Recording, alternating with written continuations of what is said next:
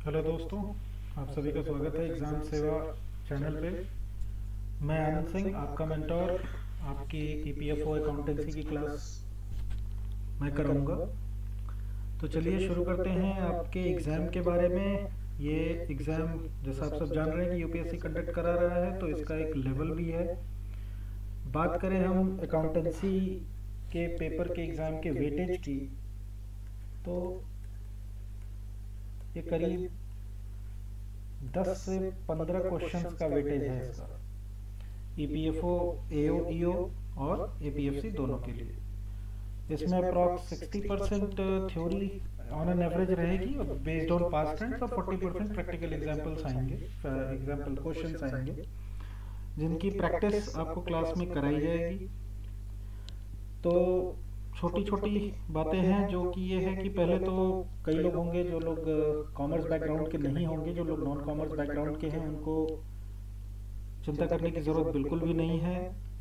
अभी हम लोग इसको बिल्कुल बेसिक से स्टार्ट करेंगे। जो कुछ भी बेस्ड ऑन पास्ट ट्रेंड्स, जो भी सिलेबस का पार्ट है, वो आप लोग को क्लास में कराया जाएगा। उसके एमसीक्यूज के हैंडआउट्स दिए जाएंगे। कुछ एमसीक्यूज जो पास्ट पेपर्स के हैं उनको क्लास में भी सॉल्व किया जाएगा, और आपकी कोई भी क्वेरीज होगी उसे टेलीग्राम चैनल पे, यूट्यूब पे और आपके ऐप पे आप उसको एड्रेस कर सकते हैं। ऑल्दो ये क्लास रिकॉर्डेड है, बट आपकी सारी क्वेरीज को टेकअप किया जाएगा। तो कुछ चैलेंजेस जो आपको समझ में आ रहे होंगे वो ये आ रहे होंगे कि अब तो 25 दिन बचे हैं एग्जाम के लिए एज पर द नोटिफिकेशन। तो कहाँ से शुरू करें, क्या सोर्सेज फॉलो करनी है, क्या इंपॉर्टेंट टॉपिक्स हैं, कितना टाइम लगेगा। तो चलिए एक छोटी सी चर्चा उस पर कर लेते हैं। कहाँ से शुरू करें, क्या सोर्सेज फॉलो करनी है, लीव दैट पार्ट टू अस।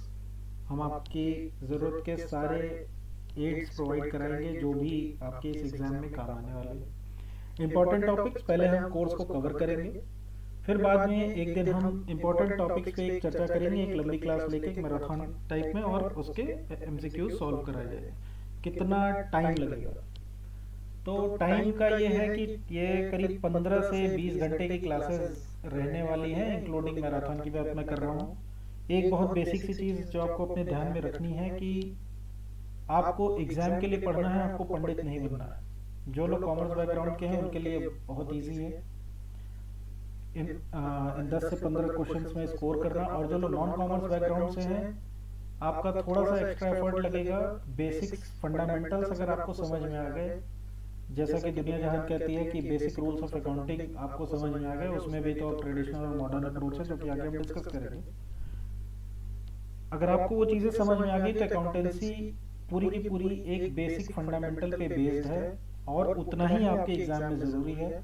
जो आगे जो प्रोफेशनल लेवल हैं, जो C A, C M A, C P एज हैं, उन लेवल का आपको पढ़ाई नहीं करनी है इस एग्ज़ाम के लिए। एक बार हम नज़र डाल लेते हैं अपने सिलेबस पे।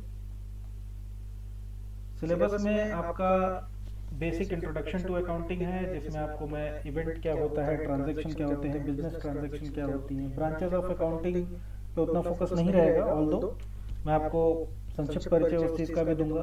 प्रोसेस ऑफ अकाउंटिंग क्या है, क्या प्रोसेस है, कैसे आइडेंटिफाई करते हैं, क्लासिफाई करते हैं, रिकॉर्ड करते हैं, that we will see in the definition of accounting given by the CPA institute. Objectives क्या है अकाउंटिंग के, थ्योरी बेस क्या है अकाउंटिंग का, theory base in the sense आपको अकाउंटिंग की टर्मिनोलॉजी पता होनी चाहिए, basic terminology, advance terminology. Accounting principles क्या है, कन्वेंशंस क्या है। बेसिकली ये है कि जो एक सेट ऑफ, जो एक धर्रा बना रखा है कि अकाउंटेंसी इसी पे हो सकती है, उसके बारे में भी हम पढ़ेंगे। फिर रिकॉर्डिंग ऑफ ट्रांजैक्शंस पे आएंगे, कैसे ट्रांजैक्शंस रिकॉर्ड किए जाते हैं, अकाउंटिंग इक्वेशन क्या होता है, बैलेंस शीट में बेसिकली वो आपको टी फॉर्म बैलेंस शीट में आपको दिखा के मैं उस चीज़ को समझा भी दूंगा, मैं बना के समझाऊंगा आपको। फिर अकाउंटिंग बुक्स के बारे में पढ़ेंगे कि अकाउंटिंग करी कैसे जाती है, कौन सी बुक्स मेंटेन होती हैं। ऑल्दो अब हम डिजिटल युग में आ चुके हैं, अब वो बही खाते मैनुअल वर्किंग नहीं है, स्टिल जो भी हम सॉफ्टवेयर यूज़ करते हैं उसके बैकएंड में ये सारी बुक्स मेंटेन होती हैं, चाहे वो परचेज बुक हो, सेल्स बुक हो, कैश बुक हो, लेजर हो, जर्नल हो, वो आपको उसके बारे में हम चर्चा करेंगे। फिर आएगा rules of debit and credit, जो कि इस पूरे अकाउंटेंसी का बेस है, मेन चीज़ है डेबिट और क्रेडिट समझना। किस चीज़ को हमें डेबिट करना है, किस चीज़ को क्रेडिट करना है। कि कौन सी चीज़ हमारी एसेट है, कौन सी चीज़ हमारी लायबिलिटी है, कौन सी चीज़ हमारी देनदारी है, कौन सी लेनदारी है, सारी कुछ। और उन ट्रांजेक्शन्स को कैसे रिकॉर्ड करते हैं उसका लॉजिक भी मैं आपको समझाऊंगा, ताकि एक बार अगर आपका ये बेस क्लियर हो गया तो आगे आने वाले सारे टॉपिक्स में अगर आप केवल एक कॉमन सेंस अप्लाई करेंगे तो you will be getting at least 80 to 90% of the answers correct. Trial balance क्या होता है, कभी भी जो लोग सीए स्टूडेंट्स हैं या बीकॉम के स्टूडेंट्स हैं या जो लोग टैली प्रोफेशनल्स हैं जो टैली पे काम कर रहे हैं उनको पता होगा कि किसी भी बिजनेस को रीड करने का, जो कि इंटरनल लोग हैं उनको रीड करने का सबसे मेन डॉक्यूमेंट होता है ट्रायल बैलेंस। बैलेंस शीट और प्रॉफिट एंड लॉस तो बाद में आता है। आदमी प्राइमा फेसी जब हाथ में लेता है तो ट्रायल बैलेंस देखता है कि भाई मेरे बैलेंसेस क्या है। उन ट्रायल बैलेंसेस में एरर्स कौन से होते हैं, बनाया कैसे जाता है, सस्पेंस मतलब अगर कभी कोई बैलेंस टैली नहीं किया तो उस चीज़ को कैसे एड्रेस करते हैं वो भी बताएंगे। फिर है bills of exchange. Bills of exchange के कंसेप्ट है, पार्टीज कौन होती हैं, ड्रॉवर होता है, ड्रॉई होता है, नोटिंग चार्जेस हैं, जो भी उनके कंसेप्ट हैं वो सारे कुछ बताए जाएंगे। Accounting standards. अकाउंटिंग स्टैंडर्ड्स इसमें एक थोड़ा सा आपके लिए टिपिकल टॉपिक होगा, बट उसमें बहुत ज़्यादा डेप्थ में नहीं जाना है। As per the past paper trends, accounting standard 2 inventories का, plant property and equipment AS10, और उसके कन्वर्जेंस जो हैं इंड AS जो हमारे यहाँ फॉलो होते हैं, और कुछ IFRS के बारे में जानकारी है जो मैं आपसे साझा करूँगा। फिर accounting for share capital. Share capital में बेसिकली हम बाईबैक और इशू ऑफ शेयर कैपिटल इनकी हम चर्चा करेंगे। Accounting for inventory and investment, ये अकाउंटिंग स्टैंडर्ड से डील होंगे। Accounting for bonus share and buyback of share, ये जो जैसा मैंने अभी आपको बताया। मेजर एक पोर्शन है प्रिपरेशन, ऑल्दो इसमें 2-3 अकाउंटिंग स्टैंडर्ड छोड़ के जो भी ऊपर वाले पोर्शन में हमने चर्चा करी, जो भी इस पोर्शन में चर्चा करी हमने, इसमें ऑल्दो उतना इम्पोर्टेंट नहीं है। मेन इम्पोर्टेंट आपके लिए आएगा ये पोर्शन। इसमें मैं आपको सिखाऊंगा कि फाइनल अकाउंट्स बनते कैसे हैं। ऑल्दो मैं आपको पारंगत नहीं करूंगा, मैं आपको वो सारी बेसिक जानकारी दूंगा, वो सारे कंसेप्ट क्लियर करूंगा कि प्रोविजन कैसे बनते हैं, रिजर्व्स क्या होते हैं, कौन सी एंट्री डेबिट होनी है, कौन सी क्रेडिट होनी है, कौन से आइटम्स बैलेंस शीट आइटम्स होते हैं, कौन से आइटम्स प्रॉफिट लॉस आइटम्स होते हैं। और बेसिकली एक खाका तैयार करेंगे हम manufacturing account, trading profit and loss account, balance sheet का।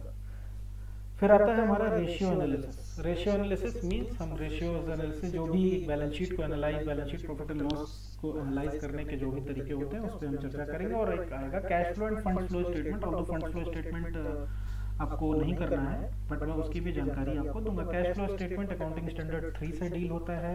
बेसिकली इनमें 3-4 बाइफरकेशंस होती हैं, वो हमें पढ़नी पड़ेगी और उसकी एडजस्टमेंट समझनी पड़ेगी। तो फिलहाल के लिए मैं आज आपके लिए आज पहली क्लास है तो मैं आपको बहुत ज़्यादा लोड नहीं करूँगा और मैं आपको इन पोर्शन पे समझाऊंगा, ठीक है। तो बेसिकली चलिए शुरू करते हैं कि अकाउंटेंसी आई कहाँ से। अब हम लोग हैं ह्यूमन, ठीक है। हम कोई भी काम कर रहे हैं तो बेसिकली जो भी काम हम कर रहे हैं वो तो या तो इकोनॉमिक कर रहे हैं या तो सोशल कर रहे हैं। अब इकोनॉमिक एक्टिविटीज क्या है, ह्यूमन लाइफ में क्या हो रहा है, या तो हम कुछ जीविकोपार्जन के लिए, या तो हम धन कमाने की कोशिश कर रहे हैं जिससे हम अपना पेट पाल सकें। इसमें मैं बिल्कुल ही लेमैन लैंग्वेज का यूज करूंगा आपको पढ़ाते टाइम, ताकि आपको थोड़े से कंसेप्ट क्लियर हो। दूसरा है सोशल, नॉन इकोनॉमिक एक्टिविटी, जिसमें सोशल हम आ जाएगा। जैसे कि हम मतलब आप समझ लो कि आपने किसी की हेल्प कर दी या कोई चीज़ आप एथिकल ऑब्लिगेशन की तरह से कर रहे हैं, वो हो जाएगा नॉन इकोनॉमिक एक्टिविटी, जिसमें बेसिकली सोशल एक्टिविटीज आती है। इकोनॉमिक एक्टिविटीज क्या है? With the intention of earning money और livelihood, the main purpose is to generate income and create wealth. Economic activities are measurable in monetary terms and repeated regularly. A teacher teaching in a school for salary, a shopkeeper selling goods to customer, a doctor treating patients and charging fees। ये तीनों transactions में आप एक चीज समझ पा रहे होंगे कि टीचर, शॉपकीपर या डॉक्टर, हिंदी में बात करें तो अपना कर्म कर रहा है अपने लाइवलीहुड को कमाने के लिए। दूसरा आप देख सकते हैं कि बिजनेसेस है। अब जैसे जो शॉपकीपर है दैट इज अ बिजनेस, जो डॉक्टर है दैट इज अ प्रोफेशन, जो टीचर है that he or she is under employment with some school, means किसी बिजनेस, स्कूल बिजनेस के अंदर में वो एक एम्प्लॉयमेंट है। तो बेसिकली ये इकोनॉमिक एक्टिविटीज होगी। नॉन इकोनॉमिक एक्टिविटीज क्या है? नॉन इकोनॉमिक एक्टिविटीज में अब आप समझो कि which are not for earning money but for personal pleasure, social service, religious faith and emotional satisfaction. A mother cooking for her family. अब mother की बात है तो आप हमें सभी पता है, सभी को पता है कि being a mother, being a housewife, और जो भी हमारी माताएं हैं, हमारी बहनें हैं, जो घर में हमारा सपोर्ट सिस्टम है, that is a thankless job. She is not getting any economic benefit for doing it. आप भगवान के मंदिर में जाते हैं, कोई चीज़ भगवान से पूजा करते हैं, प्रार्थना करते हैं अपने किसी चीज़ के लिए, that is not an economic activity. आपने किसी रास्ते चलते किसी अंधे आदमी को देखा, किसी जरूरतमंद आदमी को देखना, आपने उसकी मदद की, उससे आपने कोई इकोनॉमिक बेनिफिट गेन नहीं किया, that is non economic activity. So basically अभी अकाउंटिंग करने की जरूरत पड़ी क्यों?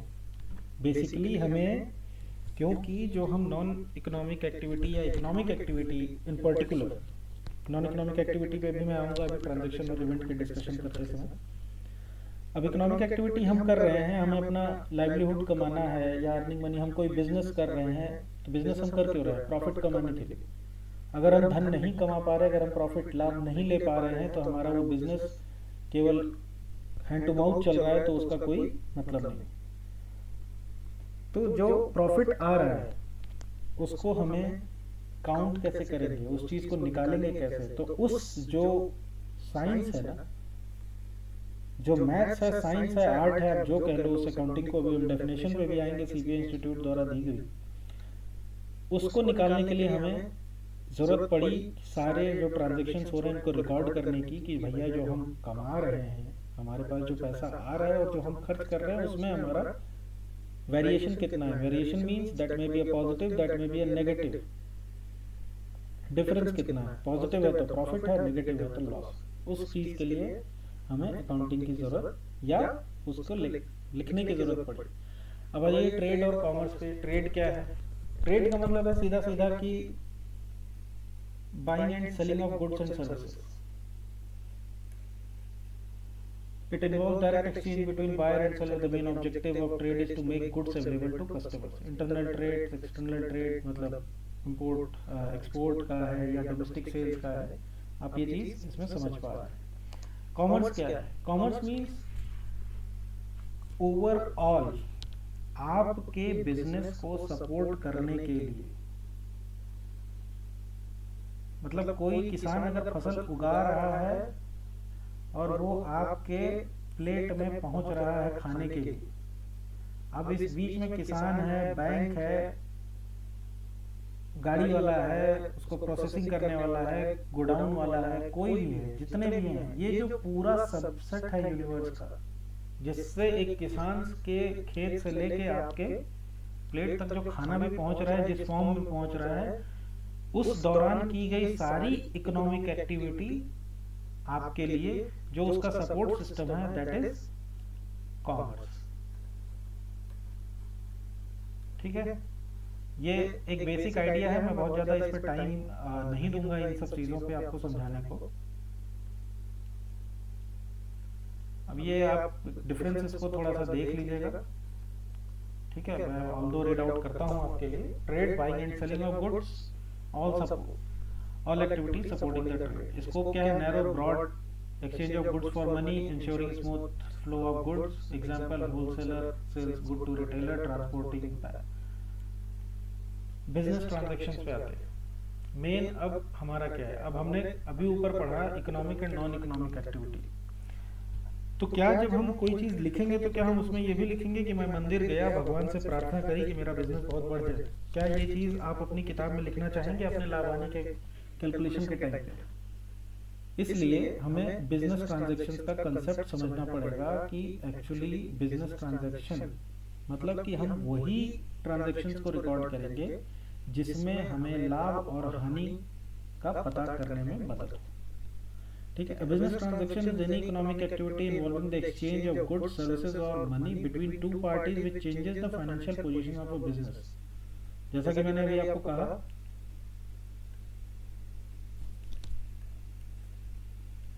कि अगर आप मंदिर गए, भगवान से मनाया कि मेरा बिजनेस बहुत अच्छा चले, that is not a business transaction, that is a social kind of thing, वो आप रिकॉर्ड नहीं करोगे।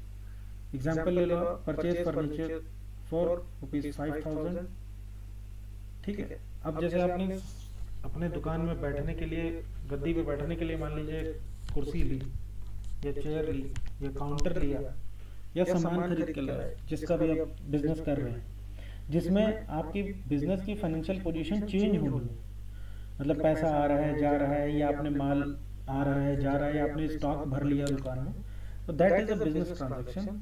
अब आप बिजनेस ट्रांजेक्शन के कुछ कैरेक्टरिस्टिक देखिए। इकोनॉमिक एक्टिविटी, जैसा मैंने अभी कहा कि वो इन टर्म्स ऑफ मनी होना चाहिए, टू पार्टीज, उसको कोई दे रहा है कोई ले रहा है, एक्सचेंज ऑफ गुड्स और services, something must be exchange. जैसे मैंने अभी कहा कि आप चेयर खरीद के लाए,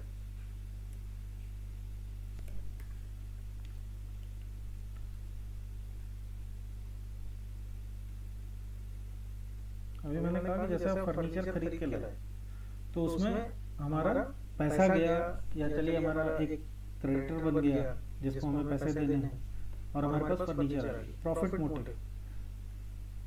अब मैंने क्या कहते हैं कि अपने जेब से किसी मंदिर में दान देने के लिए कि मैं वहां पर कुर्सियां लगवा दूंगा, वो बिजनेस ट्रांजेक्शन नहीं है, ठीक है। वो चीज हमारी बिजनेस ट्रांजेक्शन में नहीं आएगी, अफेक्ट द फाइनेंशियल पोजीशन। अब इसमें सपोज दैट ये मैंने, चलिए एक फर्नीचर है, ये एसेट है, मैं इसको बताता हूँ कैसे। Must change the asset, liabilities और कैपिटल। अभी क्या है कि हमने फर्नीचर खरीदा,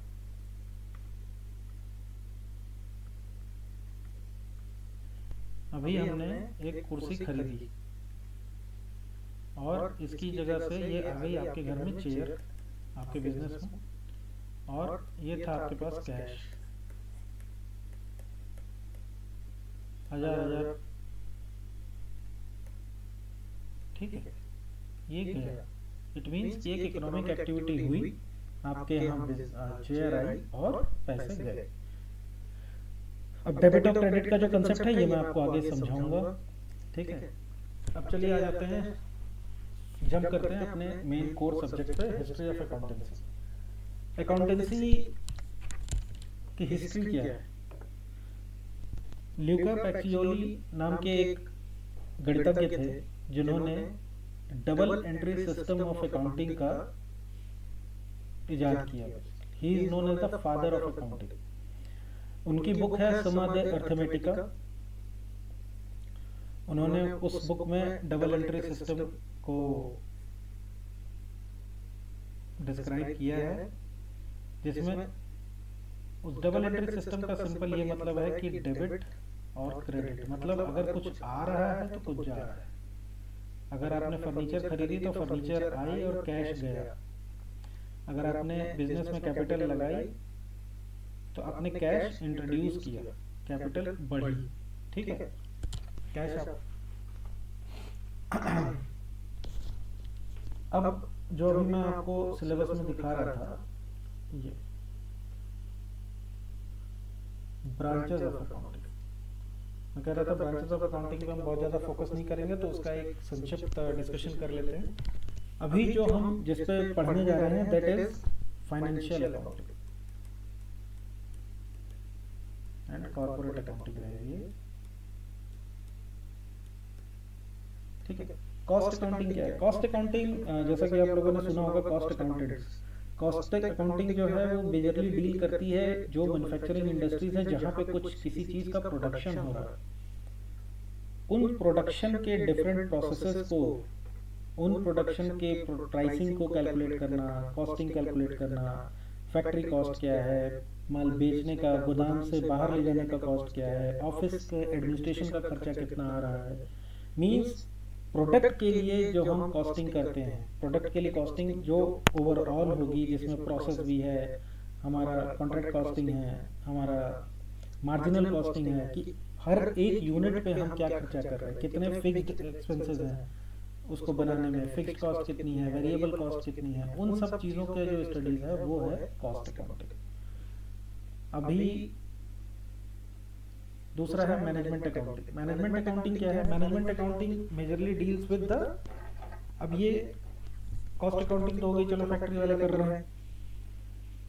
फाइनेंशियल अकाउंटिंग हो गई जो वहाँ के लेखाकार कर रहे हैं। मैनेजमेंट अकाउंटिंग है, मैनेजमेंट अकाउंटिंग भी अकाउंटिंग का ही पार्ट है जो हम यहाँ पे पढ़ रहे हैं। ऑल्दो इसमें क्या है कि management accounting helps the top management. जो टॉप मैनेजमेंट है उसको अपने बिजनेस की प्रॉफिटेबिलिटी देखनी है, एबिटा देखना है। एबिटा आपने सुना होगा शार्क टैंक एपिसोड्स में, आपका एबिटा कितना है। EBITDA is basically earning before depreciation, interest, tax and amortisation.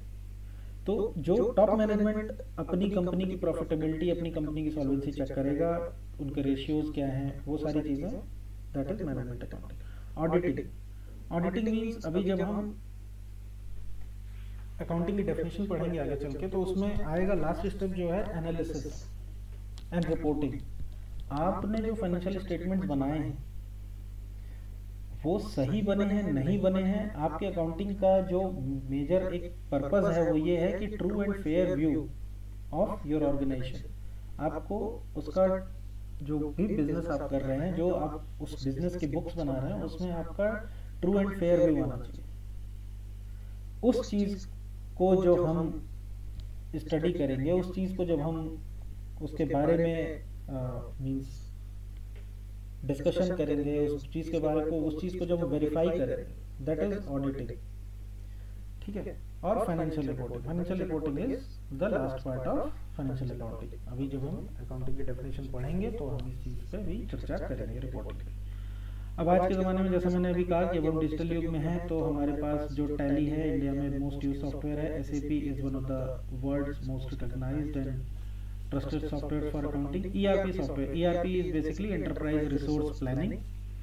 This is customised accounting software for any organisation. जैसे जोहो आजकल हम सुन रहे हैं, माइक्रोसॉफ्ट से हम अपनी डिपेंडेंसी हटा के जोहो कर रहे हैं। कई लोग प्राइवेट नौकरियों के बारे में पढ़ते होंगे या कुछ भी पढ़ते होंगे, तो उसमें जीरो का जिक्र होता है, क्विक बुक्स का जिक्र होता है, एसएपी का जिक्र होता है, ओरेकल का जिक्र होता है। So these are basically ERP software. As per the need हम लोग अपने ऑर्गेनाइजेशन के लिए कस्टम टेलर्ड सॉफ्टवेयर बनवाते हैं जो कि हमारे ऑर्गेनाइजेशन की नीड हो, उसको ईआरपी बोलते हैं। तो चलिए अब बढ़ते हैं बुक कीपिंग की तरफ। अभी हमने पढ़ा ऊपर कि जो हमने यहाँ पे इकोनॉमिक एक्टिविटीज के बारे में, इकोनॉमिक एक्टिविटीज, अब उस इकोनॉमिक एक्टिविटी को ही जब हम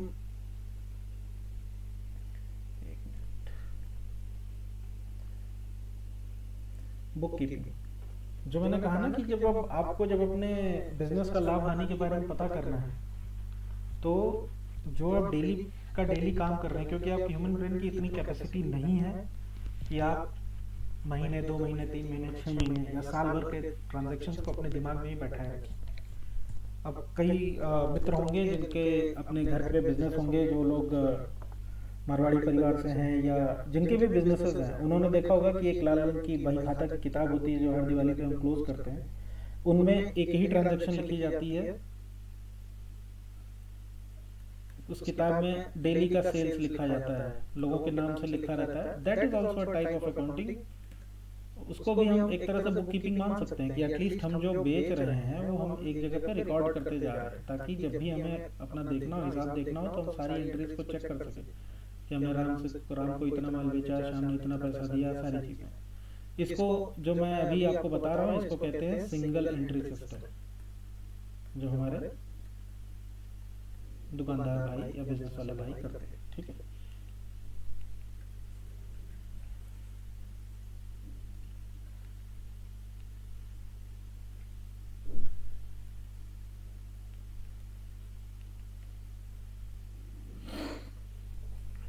अब इसमें वही एग्जांपल आप देख लीजिए एक बार, रिकॉर्डिंग सेल गुड्स वर्थ ₹1000 इन सेल्स बुक। अभी मैं आपको टाइप्स ऑफ बुक्स के बारे में, टाइप्स ऑफ अकाउंटिंग बुक्स के बारे में आगे पढ़ाऊंगा, जिसमें एक तरह की किताब होती है हमारा जो बिक्री का खाता होता है, उसको सेल्स बुक बोलते हैं। ठीक है।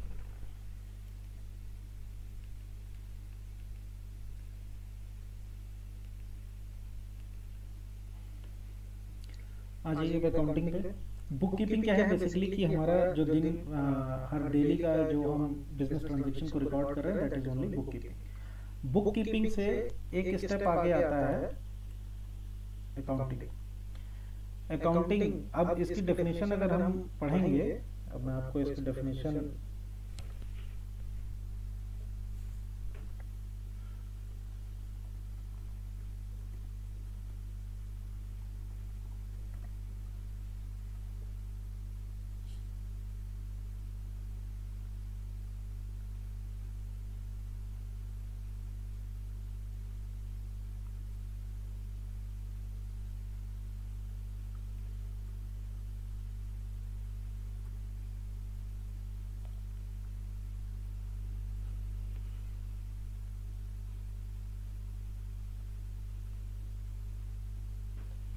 अकाउंटिंग इन्वॉल्व्स, यहाँ पे जब आप डेफिनेशन पढ़ेंगे तो वो लिख के आएगा accounting is the art.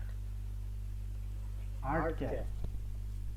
Art means skill या आपकी कोई काबिलियत। आर्ट जो है वो सीखी जा सकती है। सपोज दैट किसी को गाना अच्छा लगता है, किसी को गिटार बजाना अच्छा लगता है, उसी तरह से आपने या तो वो स्किल बाय डूइंग सीखी है, बाय मेंटोर सीखी है। उसी तरह से अकाउंटिंग एक आर्ट है जिसमें कि recording, classifying, summarising, analysing and interpreting all business transaction. It helps in determining the profit and loss financial position.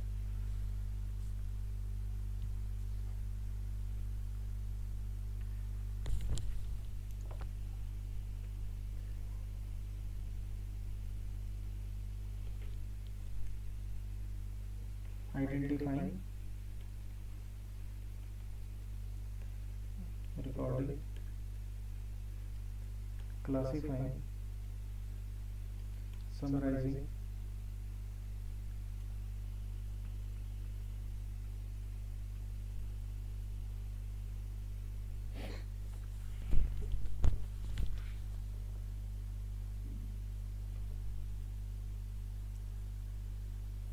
analyzing और interpreting.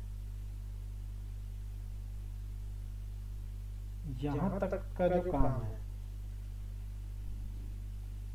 This is bookkeeping.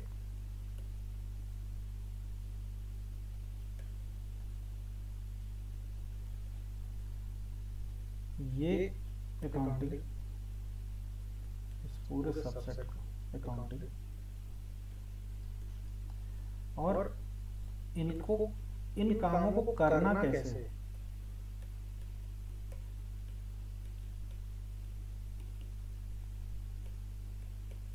ये बताती है accountancy. Accountancy is the body of knowledge which includes principles, rules and techniques used in bookkeeping and accounting, guides how accounts should be prepared and presented। ठीक है, इस definition पे आपको YouTube पे बहुत सारे वीडियोस मिलेंगे जो बिल्कुल आपको इस चीज़ में पारंगत करेंगे कि रिकॉर्डिंग क्या है, आइडेंटिफाइंग क्या है, रिकॉर्डिंग क्या है, क्लासिफाइंग क्या है, समराइजिंग क्या है, एनालाइजिंग क्या है, जो मैं आपको डेफिनेशन शो कर रहा था।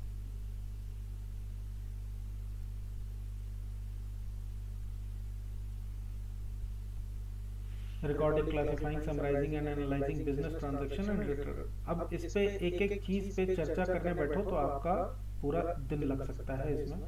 उस चीज पे आपके इस एग्जाम का कोई फोकस मेजर नहीं है। एक दो आपको आएंगे जो क्वेश्चंस आ रखे हैं, मैं उनकी प्रैक्टिस कराऊंगा, तो मैं आपको उसी टाइम पे ये सारी चीजें समझा दूंगा। ऑब्जेक्टिव्स क्या है? मेंटेनिंग द सिस्टमेटिक रिकॉर्ड्स, जो अभी बात हो रही थी बुक कीपिंग की, कि हम सारे अपने record, determine profit and loss, जरूरत ही इसी चीज की थी इसलिए अकाउंटिंग सिस्टम का इजाद हुआ।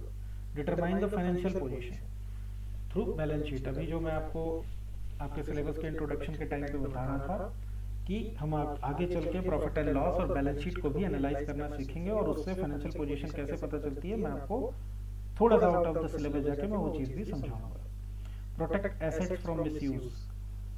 जब सपोज कीजिए कि कोई एसेट है आपके पास, उस एसेट की करंट पोजीशन क्या है? एसेट दिखने में हो सकता है एक्चुअली कोई मशीन लगी हुई है, मशीन के ऊपर, मशीन ओपन में है, ठीक है, और बारिश हो रही है, लोहे की मशीन है, ऊपर जंग लग गई, वो दिखने में तो लगेगा कि वो है। अब मान लीजिए कोई बाहर आके कहता है कि भाई ये तो जंग लगी हुई मशीन है, इसको उठा के फेंक दो, तो बट आपकी बुक्स बताएंगी कि उस मशीन की वैल्यू क्या है और उस मशीन से जो कॉस्ट अकाउंटिंग है वो बताएगी कि उसका आउटपुट कितना है।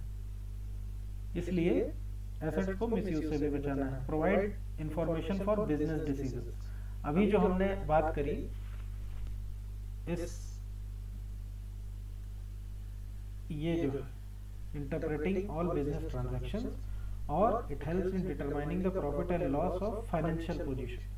फाइनेंशियल पोजीशन मतलब जो शेयर मार्केट में लोग पैसे लगाते हैं उनको कैसे पता चलता है कि पैसे इस कंपनी में लगाने हैं नहीं लगाने हैं, उस कंपनी की लिक्विडिटी क्या है, उस कंपनी का डेब्ट, अभी आगे चल के रेशियो एनालिसिस में हम पढ़ेंगे, रेशियोज मींस करंट रेशियो क्या है, लिक्विडिटी कितनी है, प्रॉफिटेबिलिटी रेशियोज कितने हैं, उसने जो बिजनेस में जो पैसा लगा रखा है, एसेट्स बना रखी हैं, उस एसेट्स पे उनको टर्नओवर कितना आ रहा है, एसेट से प्रॉफिटेबिलिटी कितनी बन रही है, वो सारी चीजें अभी हम आगे रेशियो एनालिसिस में आपको ये डेफिनेशन के इस पार्ट को मैं वहां पे चल के समझाऊंगा।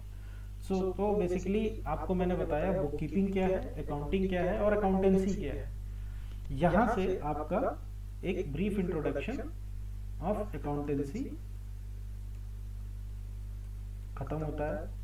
अब आपको मैं कंसेप्ट्स ऑफ अकाउंटिंग बताऊंगा कि अकाउंटेंसी किन कंसेप्ट्स पे काम करती है। कंसेप्ट क्या मीन बेसिक मतलब अंडरलाइन एजम्पशंस क्या हैं, और जब भी आप अकाउंटिंग करते हैं तो उनमें क्या क्या मींस अंडरलाइन एजम्पशंस हैं, क्या क्या कंसेप्ट्स हैं, किस बेसिस पे अकाउंटिंग होती है, मैं आपको अब ये समझाऊंगा।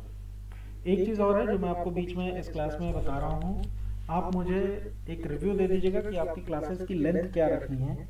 आपको डेली क्लासेस चाहिए 1 आवर की, हाफ आवर की, क्योंकि 15 से 20 घंटे की क्लासेस होंगी टोटल, और आप या तो खींच के खत्म करना चाह रहे हैं तो मैं 3-3 घंटे की क्लासेस भी विद सम ब्रेक मैं ले सकता हूँ इसको। ऑल्दो वो ब्रेक आपको नहीं पता चलेगा, वो आपको 3-3 घंटे के आसपास की क्लासेस मिल जाएगी। ठीक है, चलिए अकाउंटिंग कंसेप्ट में पहला कंसेप्ट है बिजनेस एंटिटी कंसेप्ट। ये राम जी हैं, ये है राम लिमिटेड, उनकी कंपनी। अकाउंटिंग के हिसाब से राम जी अलग है और राम जी का बिजनेस अलग है, ये दोनों सेपरेट एंटिटी माने जाएंगे। This concept states that the business and the owner are treated as two separate distinct entities. Even though the owner provides capital, it is considered the money belonging to the business do not appear to the owner personally. Likewise, when the owner withdraws money or goods for personal use, it is called as drawings and reduces the business capital. This concept helps maintain the clarity in business accounts and ensure only business related transactions are recorded. अब आप इसे ऐसे समझिए कि राम, जो मैंने example दिया, राम जी हैं और राम जी का बिजनेस है। तो राम जी ने पहले वो बिजनेस को स्टार्ट किया होगा, उसमें कुछ कैपिटल डाली होगी, उस कंपनी को बनाया होगा, या चलिए इसको सोल प्रोप्राइटर ही मान लेते हैं। ठीक है, अगर सपोज दैट कि राम जी कोई बिजनेस कर रहे हैं और उस बिजनेस में उन्होंने पैसा लगाया, सामान खरीद रहे हैं, बेच रहे हैं, पैसा आ रहा है, जा रहा है, हो रहा है, उस दौरान राम जी की अपनी फैमिली भी, अपनी पर्सनल लाइफ भी है, उसमें वो मूवी देखने भी जा रहे हैं, जो उनके राम लिमिटेड या राम एसोसिएट्स मान लीजिए उसको, या जो भी जितने भी डिफरेंट टाइप ऑफ, अच्छा चलिए इस पे छोटा सा डिस्कशन कर लेता हूँ। कितने टाइप्स ऑफ बिजनेसेस हो सकते हैं? सोल प्रोप्राइटरशिप होता है, पार्टनरशिप होता है, एक कंसेप्ट है 1 पर्सन कंपनी हो सकता है, प्राइवेट लिमिटेड हो सकता है, लिमिटेड हो सकता है, means forms of companies. Partnership में एक होता है limited liability partnership, association of persons हो सकता है, बॉडी ऑफ इंडिविजुअल्स हो सकता है। ये मीन इतने टाइप्स ऑफ बिजनेसेस हो सकते हैं। ठीक है, इसमें जो जिनका बिजनेस है वो और जो बिजनेस है वो दोनों इस कंसेप्ट के हिसाब से अलग अलग लोग हैं। ठीक है, बिजनेस अलग है, उनका मालिक अलग, for the purpose of accounting of business transactions. ठीक है, अब मैंने एग्जांपल दे रहा था कि ये राम जी हैं, इनकी फैमिली भी है, ये मूवीज देखने भी जा रहे हैं, उसी बिजनेस के करंट अकाउंट से ही मूवी के टिकट्स हो रहे हैं, घूमने जाने के होटल्स के टिकट हो रहे हैं। तो क्या ये जो खर्चे हो रहे हैं क्या ये बिजनेस के खर्चे? नहीं, ये राम जी के अपने पर्सनल खर्चे। इसलिए ये जो खर्चे होंगे ये ड्राइंग्स में जाएंगे। ठीक है, सो बेसिकली ये कंसेप्ट ये कहता है, बिजनेस एंटिटी कंसेप्ट, कि the owner and the business are two separate and distinct entities. अगर कोई भी पर्सनल यूज के लिए, किसी भी और काम के लिए जो ओनर है वो अपने पैसे निकालता है, that will be treated as drawings.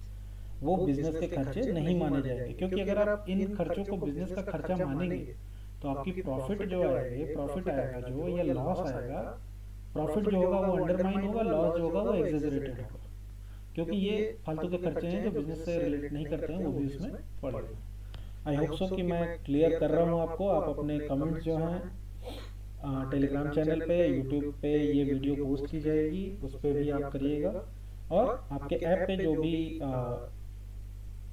Grievance या डाउट्स के लिए लिंक बना हुआ है आप उस पर भी कर सकते हैं। दूसरा है मनी मेजरमेंट कॉन्सेप्ट।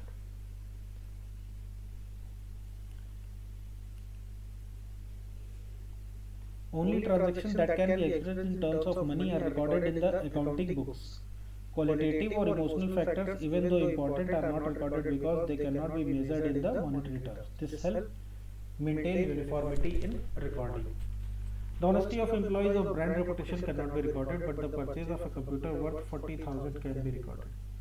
अभी जब मैं आपसे बिजनेस ट्रांजैक्शन की बात कर रहा था और सोशल और इकोनॉमिक एक्टिविटी की बातें कर रहा था, तो मैंने कहा था कि सपोज दैट ये राम जी हैं हमारे, राम जी खुद अपने ही मंदिर जाते हैं और कहते हैं कि हे प्रभु मेरा बिजनेस सही से चला। तो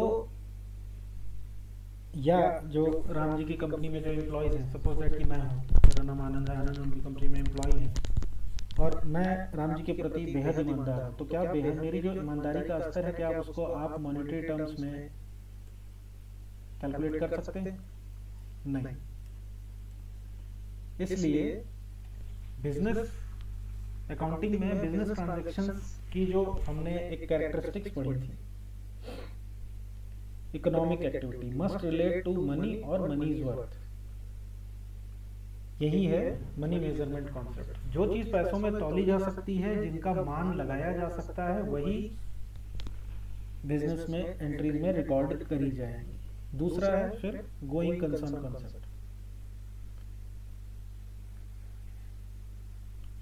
The concept assumes that the business will continue to operate for a long, indefinite period and will not be shut down in near future. Because of this assumption, assets are recorded at cost and depreciated over time instead of being sold immediately. This allows business to spread the cost of long-term assets over several years.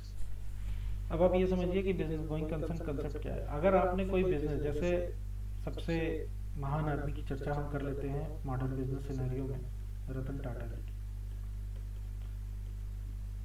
Ratan Tata जी का देहांत हुआ तो क्या आज Tata group बंद हो गया? अब इस एग्जांपल से आपको पहला कंसेप्ट भी समझ में आएगा, बिजनेस एंटिटी कंसेप्ट की। Owner and the business are two different entities. Tata ji अलग थे, रतन टाटा जी, और टाटा ग्रुप का जो बिजनेस है, टाटा प्रोजेक्ट्स है, टाटा पावर है, in fact they are salt software company, उन चीज पे नहीं जाते हैं। तो गोइंग कंसर्न कंसेप्ट है। अब रतन टाटा जी नहीं रहे, लेकिन उनका बिजनेस अभी भी सरवाइव कर रहा है, इसी को कहते हैं going concern concept. Business will continue to operate for a long indefinite period and will not be shut down in the near future. ठीक है। अब जैसे पार्टनरशिप ले लो आप, 3 पार्टनर हैं,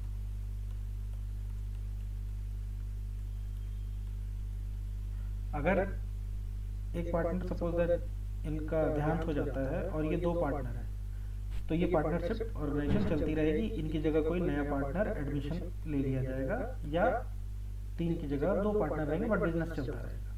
सेम वही है किसी के साथ भी। ठीक है, तो यही है कंसर्न, गोइंग कंसर्न कंसेप्ट। ठीक है, आगे बढ़ते हैं इस पर। अभी इसमें जो एसेट की बात हुई है वो भी मैं आपको समझा दूं। सपोज दैट कि बिजनेस, इसी पार्टनरशिप का ही एग्जांपल ले लेते हैं। कोई 10 लाख रुपए की मशीन लगाई और इसका पैसा भी इसी पार्टनर ने दिया था, जिन पार्टनर का देना था। सपोज दैट ये ए हो गया, बी हो गया, सी हो गया। सी पार्टनर ने पैसा लगा के 10 लाख की मशीन खरीदी। क्या तो सी पार्टनर की अगर डेथ हो जाने के बाद क्या ये मशीन काम करना बंद कर देगी? नहीं बंद करेगी। This machine will continue to exist in business अभी इसके डिसोल्यूशन वगैरह की बात नहीं आते हैं। This machine will continue to exist in business, और इस मशीन से जो बिजनेस को आमदनी हो रही है that will continue to exist, means वो होता रहेगा जब तक वो बिजनेस उस मशीन की वजह से चल रहा है। ठीक है। Cost concept, this concept states that the asset should be recorded in the books at their original purchase price, including expenses to bring the assets into use. The market value of asset may change within the time, but it is not recorded in the accounts. This ensures reliability since cost objective is unverified. चलिए इसको मैं आपको कैसे समझाता हूँ, इसको आ जाते हैं इस पर थोड़ा सा। ठीक है, सपोज दैट एक मशीन ली गई,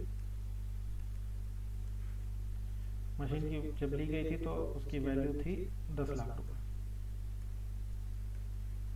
उसको फैक्ट्री तक ले आने में 5 लाख रुपए ट्रांसपोर्टेशन, इंस्टॉलेशन पे खर्च हुए। तो जो टोटल की मशीन की वैल्यू पड़ी वो पड़ी हमारे पास 15 लाख रुपए की। तो ये 15 लाख की मशीन हमें यहाँ पड़ी।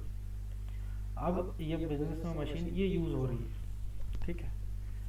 इस पे वियर एंड टियर होगी, इस पे चार्ज होगा डेप्रिसिएशन। और अभी जो इन्फ्लेशन चल रहा है उसमें हम देख पा रहे होंगे कि मशीन की मार्केट वैल्यू जो है सेम नहीं। मशीन की मार्केट वैल्यू सपोज दैट की मार्केट में 12 लाख रुपए हो गई है, जिसको जोड़ के हमारा 17 लाख रुपए यहाँ पे हो जाता अगर मैं 5 लाख का ही। और ये हमारी मशीन की वैल्यू हो गई 13 लाख रुपए, 2 लाख रुपए डेप्रिसिएशन हो गया। तो जो कॉस्ट कंसेप्ट है वो ये कहता है that the asset should be recorded in the books at their original purchase price, including expenses. The market value of the asset may change with time, but it is not recorded. क्योंकि अगर हम उसकी market value record करेंगे तो अभी मैंने आपको बताया कि जो अकाउंटिंग करने का जो हमारा उद्देश्य है वो है हमारी बिजनेस का true and fair view of account of company. अब आगे चल के मैं आपको बताऊंगा कि ये जो मशीन है, machine is balance sheet item.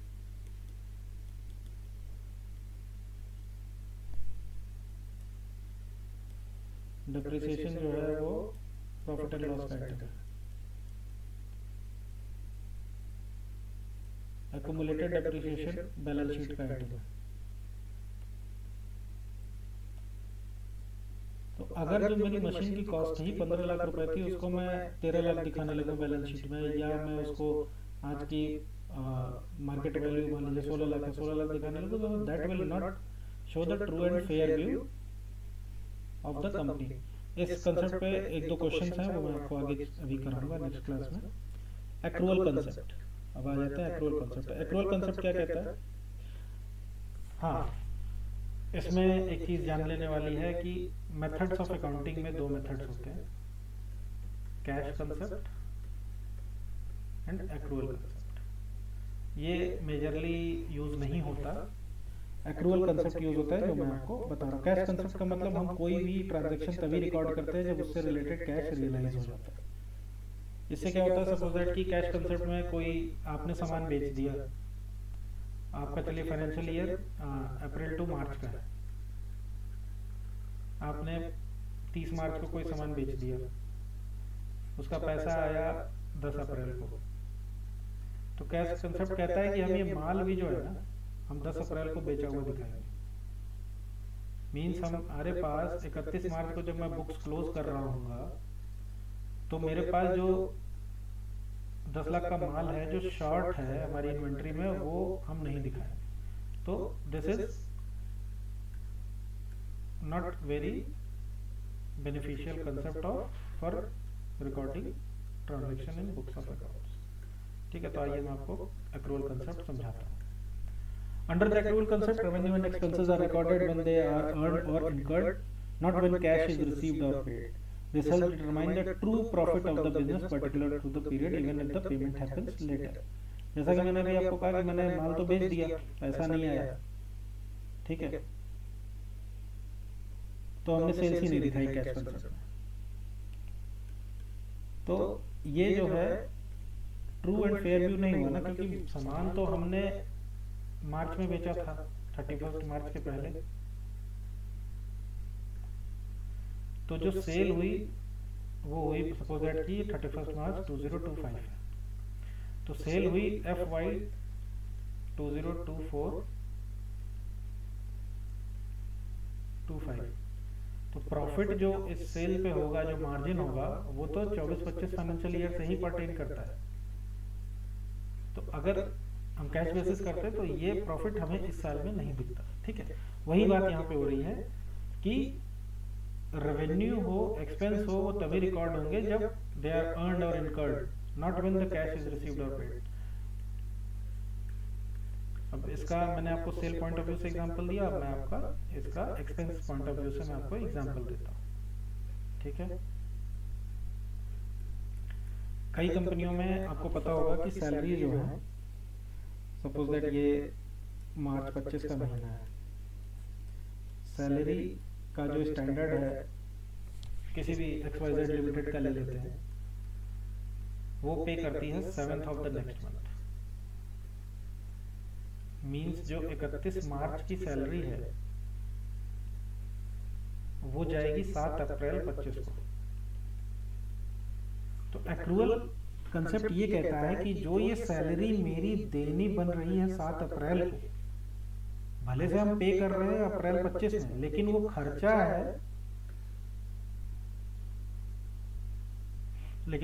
है, मार्च 25 का।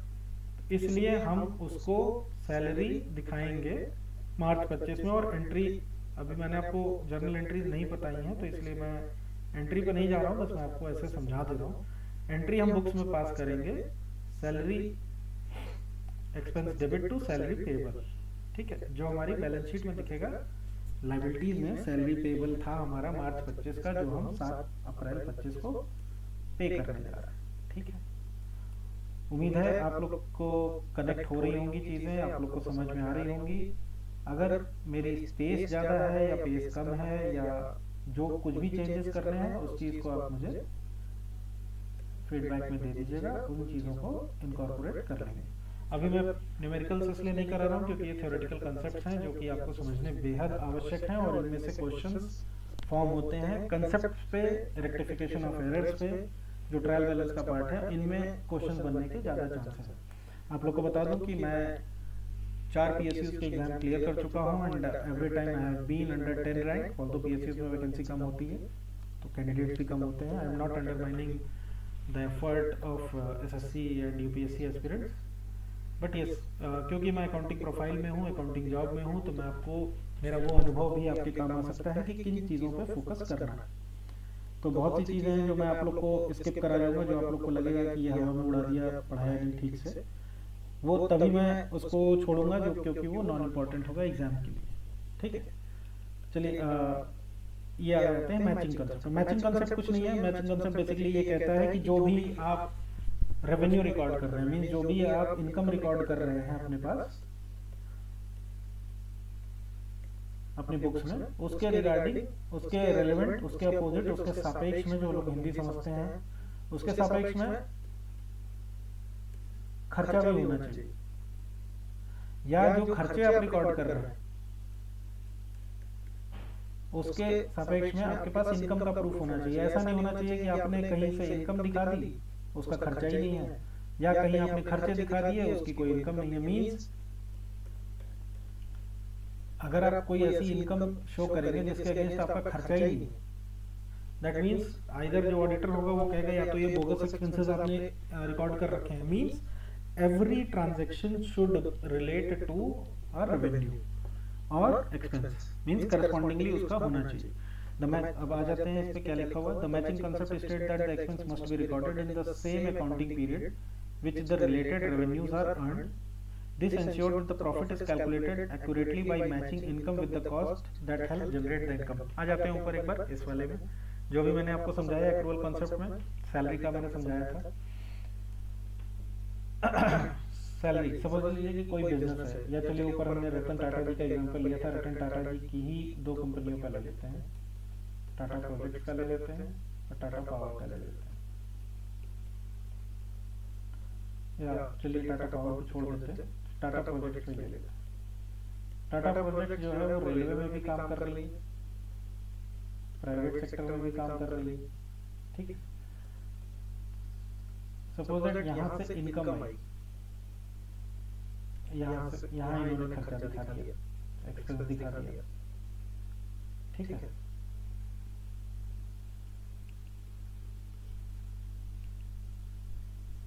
यहाँ दिखाई इनकम, यहाँ दिखाया एक्सपेंस।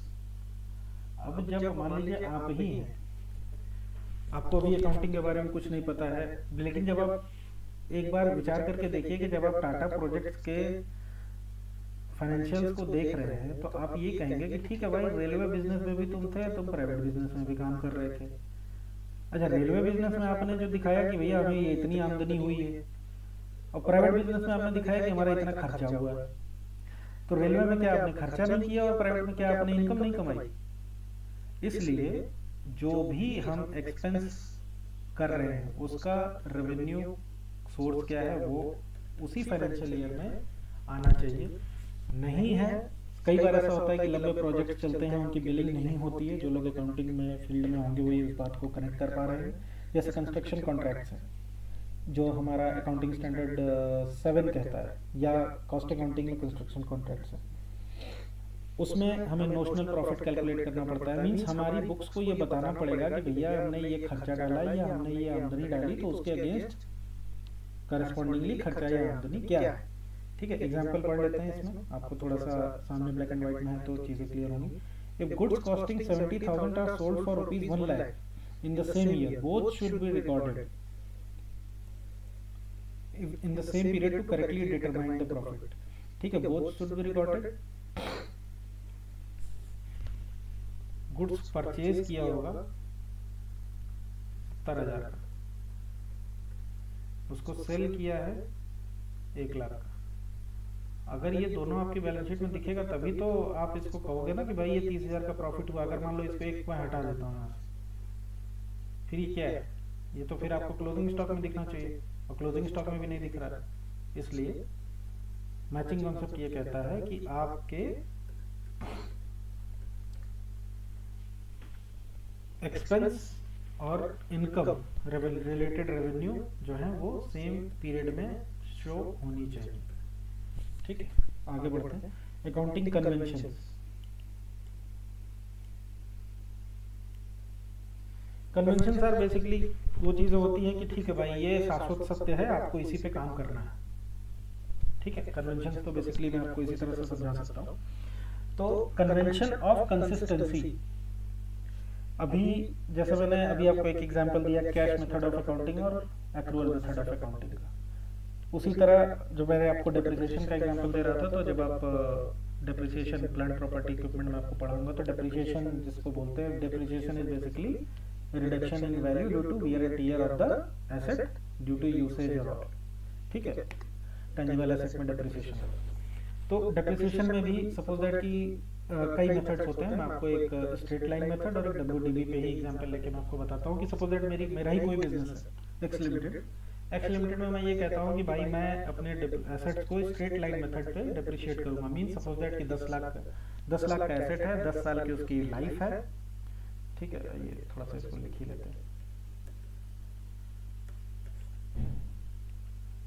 10 लाख का एसेट है, लाइफ जो है वो है 10 साल।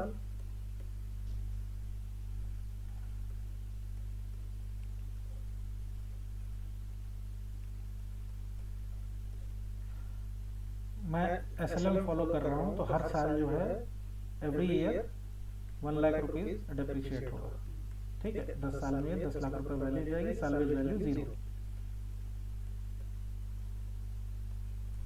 ये मैं अभी कहा, ये चलो हो गया ये फाइनेंशियल ईयर 23-24। 24-25 में कहता हूँ कि नहीं ऐसा नहीं करेंगे, मैं जो है एसएलएम पे ना चार्ज करके अब मैं डब्ल्यूडीवी फॉलो करूंगा। फिर मैं 25-26 में कहता हूँ कि नहीं भाई डब्ल्यूडीवी नहीं ठीक लग रहा है, अब मैं एसएलएम करूंगा। तो ऐसा नहीं होना चाहिए, ठीक है। यही ये कन्वेंशन, कंसिस्टेंसी का कन्वेंशन यही चीज कहता है। कि भाई जो आप बिजनेस कर रहे हो, जो भी प्रोसेसेस आप फॉलो कर रहे हो, वो कंसिस्टेंट होना चाहिए। The convention states that once a particular accounting method is selected, it should be consistently for used every year. Consistency allows comparison of financial results over different years. Changing the method frequently can distort financial performance. ठीक है, अभी जैसे मैंने जो example लिया था, चलिए मैं आपको थोड़ा सा समझा देता हूँ कि ये चीज़ consistency allows comparison of financial results over different years, ये कैसे कह रहे हैं। ठीक है, चलिए आ जाइए इस पे क्लास नोटिंग्स के पीडीएफ पे। ऑल्दो इसमें आपके, चलिए एक मैंने बताया एसएलएम, एक मैंने बताया डब्ल्यूडीवी। एसएलएम में मशीन थी 10 लाख की, साल्वेज वैल्यू थी 0 और लाइफ थी 10 ईयर्स। डब्ल्यूडीवी में मशीन थी 10 लाख की,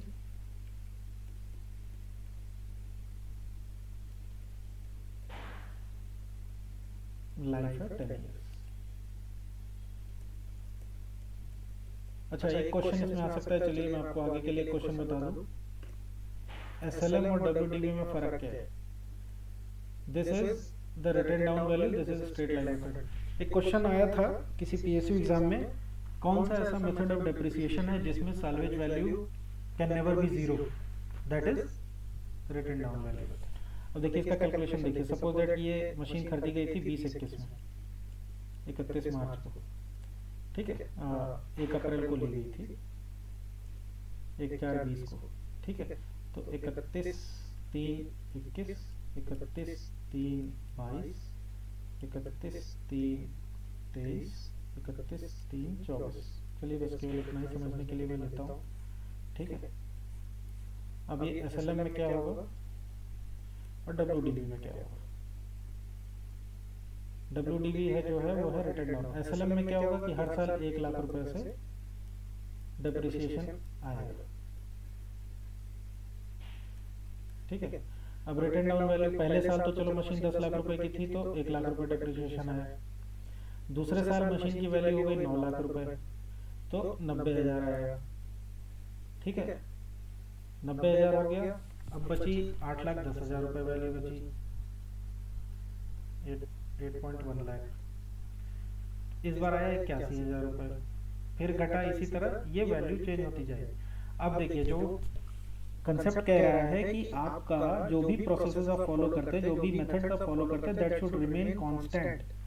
अब अगर मैं सपोज दैट कि किसी ने यहाँ पे आके चेंज कर दिया,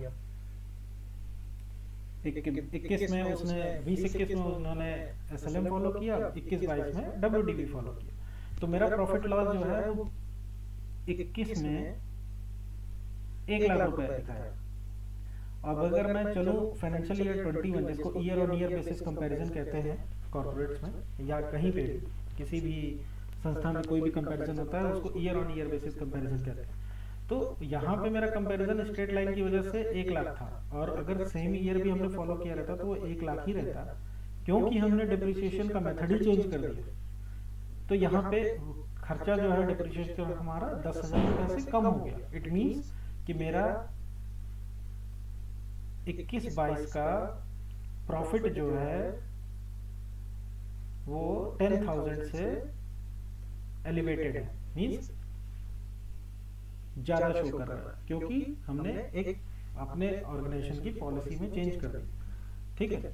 इसी को कन्वेंशन ऑफ कंसिस्टेंसी बोलते हैं। मीन्स आप जो भी मेथड फॉलो कर रहे हैं अपनी पर्टिकुलर किसी भी फाइनेंशियल ईयर की अकाउंटिंग में, that should be used consistently, वही फॉलो करते रहना है। इन केस अगर कोई कभी, देखिए प्रैक्टिकली मेथड चेंज होते हैं, ऑर्गेनाइजेशन चेंज होती हैं, बहुत ही चेंजिंग सिनेरियो है, बहुत ही डायनामिक सिनेरियो है, तो वो सारी चीज़ें हैं, वो एक एडवांस लेवल की बातें हैं। अभी जो कंसिस्टेंसी का प्रिंसिपल है, आप उसमें ये समझिए कि जो भी मेथड्स, अकाउंटिंग मेथड फॉलो कर रही है कोई कंपनी या कोई organisation, that should be followed consistently over years, ठीक है। चलिए दूसरा है convention of conservatism. Conservatism, prudence. अब आप इसको ऐसे समझिए कि ह्यूमन नेचर क्या होता है।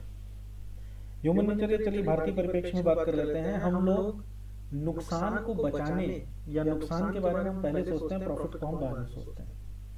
हम लोग ये सोचते हैं, चले जैसे हमारे माँ बाप हैं, वो जो सेविंग्स करते आए हैं, जिनको हमें हमारे ग्रो होने के टाइम पे हमें बुरा भी लगता था कि ये लोग ऐसा क्यों कर रहे हैं, हमें बहुत ही आज़ादी से जीने नहीं दे रहे हैं, ये लोग इन्वेस्टमेंट के बारे में ज़्यादा सोचते हैं, उसको करते हैं। तो वो क्या है, that is the convention of conservatism, कि हम बाद के लिए बचत ज़्यादा कर रहे हैं। मीन्स हम अपने लॉसेस को, अपने आने वाली जिम्मेदारियों को ज़्यादा एंटिसिपेट कर रहे हैं। ठीक है, जो भी फ्यूचर में हमारी रिस्पॉन्सिबिलिटी है। ठीक है, उसी तरह ये कहता है the this convention advises that the accountant should anticipate future. अभी मैंने जिम्मेदारी की बात करी, वो बिजनेस के लिए losses, anticipate future losses but not future gains. Revenue should be recorded only when it is certain, while expenses or losses should be recorded as soon as they are probable. This prevents overstating of profits and assets. ठीक है, अब देखिए क्या है ये। अब वही मैं आपको थोड़ा सा आउट ऑफ द वे जाके मैं इसको ऐसे समझा रहा हूँ कि हमारी जो पेरेंट्स वाली जनरेशन है, वो लोग फ्यूचर को ज़्यादा सिक्योर करने के फेवर में रहते हैं। हमारी जो जेन जेड और जेन अल्फा जो भी चल रहा है आजकल, जो भी आप लोग देख लीजिएगा उसको, जो भी चल रहा है, हम लोग आज की जनरेशन में जो लोग हैं, वो लोग रिस्क लेने से नहीं डरते।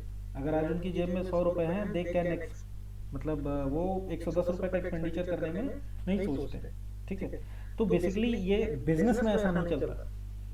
बिजनेस में आप रिस्क लेते हैं तो बिजनेस के लिए आपके पास अप्रोप्रिएट ग्राउंड्स होने चाहिए, ताकि अगर कोई बिजनेस फेल हो रहा है तो you should have some land जहाँ पे आप अपना फुट रख सके। ऐसा ना हो कि नीचे से जमीन ही खिसक जाए बिल्कुल बाय बिजनेस। तो वही ये कह रहा है कन्वेंशन, अकाउंटेंट्स को इतना एंटिसिपेट करना चाहिए कि जो भी खर्चे उनके होने वाले हैं या जो खर्चे आ सकते हैं, उनके लिए पहले से प्रोविजनिंग रखो। नहीं तो सपोज दैट कि मुझे ये पता है कि नेक्स्ट ईयर से ये कोई पॉलिसी चेंज होने वाली है, ठीक है, जिससे मेरे बिजनेस पे हर महीने 50,000 रुपए का एक्स्ट्रा बर्डन आएगा। मैं एक्स लिमिटेड में हूँ, ठीक है, या मेरी कंपनी है एक्स लिमिटेड। मुझे ये समझ में आ रहा है, आज मैं खड़ा हूँ 25-26 में, मुझे पता है कि 26-27 से गवर्नमेंट की पॉलिसी चेंज हो रही है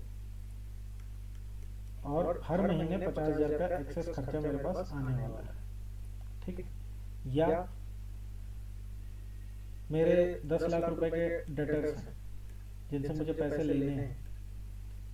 मुझे पता है कि इस पॉलिसी के आने से मेरे कई ऐसे डेटर्स हैं जिनको पैसे मुझे नहीं दे पाएंगे। सपोज दैट 10 लाख में से 2 लाख रुपए मुझे ऐसा लग रहा है कि ये नहीं दे पाएंगे। मीन्स ये पैसा मेरा डूबना है, मुझे अनुमान है इस चीज का। ठीक है, और एक तरफ मुझे ये अनुमान है कि 26-27 में जो पॉलिसी चेंज हो रही है उससे मेरे बिजनेस पे बड़ा बढ़िया असर पड़ने वाला है और मेरा इनकम बढ़ जाएगा। तो ये शेख चिल्ली के ख्वाब हो गए कि अभी वो पॉलिसी चेंज हुई नहीं, वो इस सिचुएशन आई नहीं और मेरी भाई कमाई बढ़ गई, अंदाज अपना अपना की तरह, हाथ में चूड़ियां पहनाएंगे, ये करेंगे वो करेंगे। ये तो ख्वाब हो गया, बट ये जो है ये मुझे सरदर्दी दे रहा है। ये तो सोचने में अच्छा लग रहा है कि मेरा भाई तनख्वाह, मेरी इनकम बढ़ जाएगी, मेरा सारा कुछ इंक्रीज हो जाएगा, रेवेन्यू और ऑल, बट ये चिंता का विषय है बिजनेस के लिए मेरा। अगर मैं बिजनेस पॉइंट ऑफ व्यू से सोचूं, थोड़ा दिमाग लगा के सोचूं, तो मेरे 2 लाख रुपए नहीं आएंगे जिसकी सर्विस मैं ऑलरेडी दे चुका हूं। ठीक है, इस चीज की मुझे प्रोविजनिंग क्रिएट करनी पड़ेगी। मतलब इस चीज का मुझे एक बचत खाता, एक तरह से आप समझिए, अभी मैं आपको प्रोविजन और रिजर्व के बारे में आगे समझाऊंगा। उस चीज के लिए मुझे पहले से तैयारी करके रखनी है कि जब वो मेरा 2 लाख रुपए डूबे तो ऐसा ना हो कि मीन्स एकदम से मेरी कंपनी की प्रॉफिटेबिलिटी घट जाए या मैं लॉस में चला जाऊं ऐसा। तो इसको ही कहते हैं एंटिसिपेट फ्यूचर लॉसेस। एग्जांपल क्या है, creating a provision for doubtful debts when a debtor might not pay but not recording expected profits from pending court case. Means अगर आपका कोई कोर्ट में केस चल रहा है, आपको लग रहा है कि आप जीत जाओगे उस केस को, उस चीज को, उस पैसे को आप रिकॉर्ड ना करो। ठीक है, क्योंकि वो अभी भी पेंडिंग है, उसका कुछ भी हो सकता है, उससे वो आ जाएगा तो आपका प्रॉफिट बढ़ जाएगा। प्रॉफिट बढ़ने में दिक्कत नहीं होती है, लॉस बढ़ने में दिक्कत होती है बिजनेस में। ठीक है, तो this convention advises that accountant should anticipate future losses but not future gain. Revenue should be recorded only when it is certain while expenses और losses should be recorded as soon as they are probable. ठीक है, जो कि एक provision for bad and doubtful debts का example मैंने आपको दिया.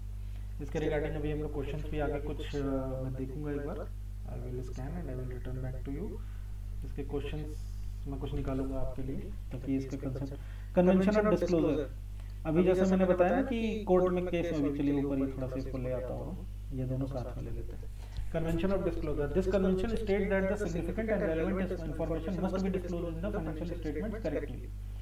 The user should not be misled by the incomplete or hidden information. Notes to accounts are provided to ensure transparency. If the business has taken a bank loan of rupees 10 lakh, it must be clearly shown under liabilities in the balance sheet items along with interest. ठीक है, अब इसको आप ऐसे समझिए कि ये convention ये कहता है कि आपके बिजनेस की जो भी फाइनेंशियल स्थिति है, अच्छी है बुरी है, आपके बिजनेस के जो भी टर्म्स एंड कंडीशंस हैं वो आपके फाइनेंशियल स्टेटमेंट. चलिए ठीक है, इसमें एक आपको मैं एडिशनल, आप इसको नोट डाउन कर लीजिएगा. फाइनेंशियल स्टेटमेंट्स, फाइनेंशियल स्टेटमेंट्स क्या क्या है? Profit and loss, balance sheet, cash flow statement. ठीक है, these are parts of the financial statement. ठीक है, ये नोट कर लीजिएगा, ये क्वेश्चन भी आता है आपके फाइनेंशियल स्टेटमेंट्स में. और notes to accounts, balance sheet. ठीक है, नोट्स टू अकाउंट्स, आपके फाइनेंशियल स्टेटमेंट को अगर मैं पढ़ने बैठूं, कभी सपोज दैट कि मैं टाटा प्रोडक्ट्स लिमिटेड के फाइनेंशियल स्टेटमेंट को देख रहा हूं, तो those financial statements must be, मतलब कॉम्पिटेंट एनफ कि उसको पढ़ने के बाद उसको मुझे समझ में आ जाए कि इस बिजनेस में कितना रिस्क है, कितनी देनदारी है, कितनी लेनदारी है, बेसिकली उनकी फाइनेंशियल पोजीशन क्या है और आगे आने वाले सालों में क्या हो सकती है. ठीक है, एक तरह से ये जब आप थोड़ा सा प्रूडेंट हो जाएंगे फाइनेंशियल स्टेटमेंट पढ़ने में, तो आपको ये चीज़ें समझ में आए. ठीक है, अभी मैंने ऊपर कंजर्वेटिज्म में बात करी कि वो शेख चिल्ली के सपने हो गए, अंदाज अपना वाले की चूड़ियों का स्टोर खोलेंगे, ये कमाई होगी वो कमाई होगी. तो वो सपने जो हैं वो इनकम के सपने थे. ठीक है, कि मेरी इतनी इनकम बढ़ जाएगी, या फाइनेंशियल ईयर 26-27 में गवर्नमेंट की पॉलिसी चेंज होने पे मेरा इतना इनकम बढ़ेगा. ऊपर वाले में था ये, but not recording of expected profits from pending court case. यहाँ पे हमने पढ़ा कि जो प्रॉफिट्स हैं एक्सपेक्टेड उसको हम रिकॉर्ड नहीं करेंगे. ठीक है, इसी एग्जांपल को अगर मैं उल्टा कर दूं कि कोई आर्बिट्रेशन चल रहा है आपकी कंपनी का, ठीक है, उस आर्बिट्रेशन में आपको एक्सपेक्टेड है कि आप लूज कर सकते हैं. ठीक है, सपोज दैट कोई इंश्योरेंस क्लेम है. ठीक है, सपोज दैट कि आपकी कोई फैक्ट्री थी, उसमें आग लग गई, जिसमें आपके पॉइंट ऑफ व्यू से गड़बड़ी नहीं थी, कोर्ट में केस चल रहा है, बट आपको लगता है कि अगर ये कोर्ट केस हम हारे तो मुझे एम्प्लॉयज के वेलफेयर का जो भी सेटलमेंट होगा वो मुझे देना पड़ सकता है. मींस देना पड़ सकता है, ये जो वर्ड है देना पड़ सकता है, दैट शोज कि ये कंटिंजेंट है. अगर ऐसा हुआ तो मुझे देना पड़ सकता है. अगर मैं कोर्ट केस हारा, ये केस कंटिंजेंट है, तब मेरी लायबिलिटी बनेगी एम्प्लॉयज के कंपेंसेशन को देने की. ठीक है, तो ये जो मेरा एम्प्लॉयज का कंपेंसेशन का खर्चा आएगा कोर्ट केस के ऑर्डर पे, वो मेरा उस साल का एक्सपेंस होगा. ठीक है, उस एक्सपेंस से मेरी प्रॉफिटेबिलिटी भी जा सकती है, और वो ऐसा भी हो सकता है कि मार्केट में नेगेटिव सेंटीमेंट जाए या कुछ भी जाए, जिसमें अभी ये उन चीज़ों में नहीं जाते. तो वो जो एक कंटिंजेंट केस है ना, उसको बैलेंस शीट के नोट्स टू अकाउंट्स में कंटिंजेंट आइटम्स में हम उसको शो करेंगे कि भाई एक पॉसिबिलिटी है कि we may lose this case and ये एक्सपेंस पे करना पड़ सकता है. मींस वो कंटिंजेंट लायबिलिटी है. वो वर्डिंग में आपको आगे बता दूंगा किसी दिन, मैं कहीं की बैलेंस शीट आपको शो कर दूंगा. ठीक है, ओके. सो ये रहा कन्वेंशन ऑफ डिस्क्लोजर. मींस आपको अपने इनकम के रास्ते तो जो अचानक से आने वाले हैं या कुछ हैं उनको तो शो करने की जरूरत नहीं है, बट यू शुड, वो इसमें था कन्वेंशन ऑफ डिस्क्लोजर, जो भी रेलेवेंट इंफॉर्मेशन है जिससे भी आपके कंपनी की फाइनेंशियल पोजीशन इफेक्ट हो सकती है वो आपको इसमें शो करना पड़ेगा. ठीक है. Convention of materiality. मटेरियलिटी का मतलब ये है कि जो भी मतलब आप कोई चीज रिकॉर्ड कर रहे हो that should B material. Suppose that कि आपकी कोई कंपनी है, या चलिए टाटा प्रोजेक्ट्स का एग्जांपल चल रहा है तो हम उसी सेम लीग में एग्जांपल्स लेते हुए चलते हैं। टाटा प्रोजेक्ट लिमिटेड में कोई मशीन आई, सपोज दैट कि लिफ्टिंग फॉग आया, लिफ्टिंग फॉग मशीन आई, ठीक है।